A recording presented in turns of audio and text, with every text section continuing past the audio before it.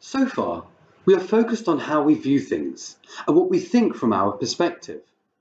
Continuing this introspection, we will now focus on understand you, which is the other person or people. We don't know what people are thinking unless they tell us. Even then, there is no guarantee they are telling us what they think. Yet, if asked, most people avow that they want to hear the truth, even if it is unpalatable.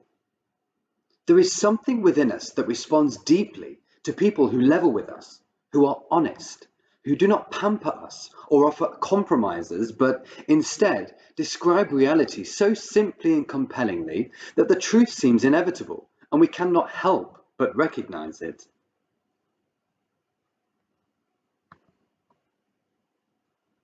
Ask yourself, how confident am I that my team members are deeply committed to the same vision? Pause the video whilst you reflect on your thoughts.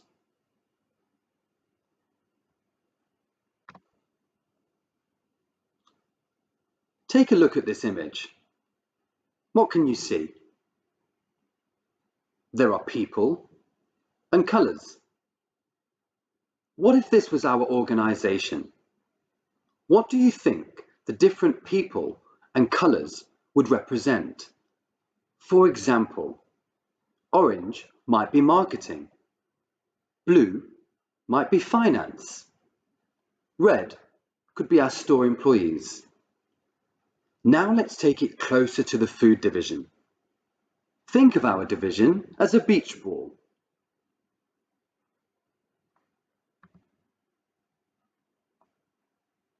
What would be the sections that we rely upon to deliver the divisional goals? What would be the colours?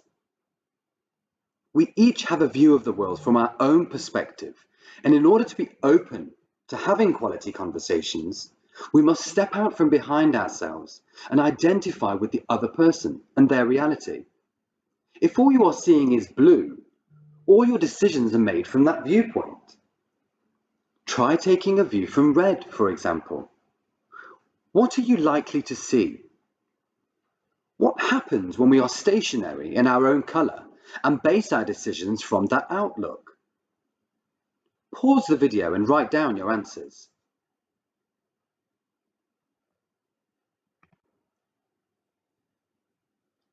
In order to understand what the other person interprets as their reality, we need to interrogate our own reality. As discussed, quality conversations can occur in several settings and environments. They are not only one-to-ones.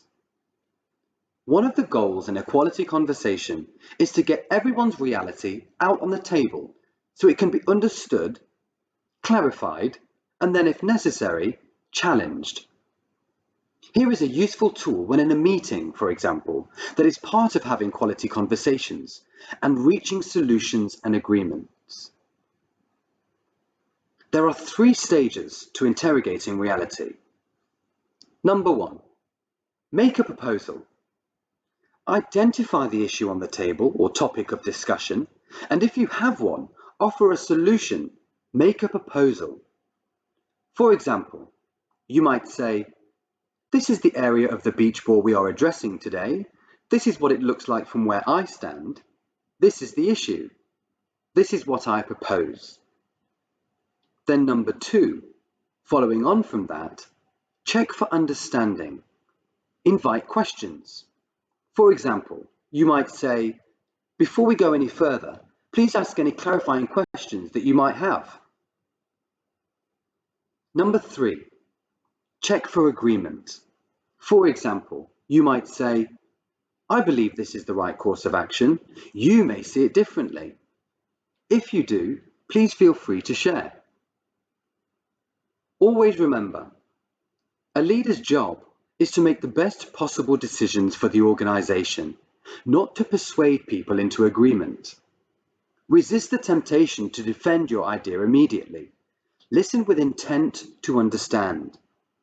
Nothing is more dangerous than an idea when it's the only one you have.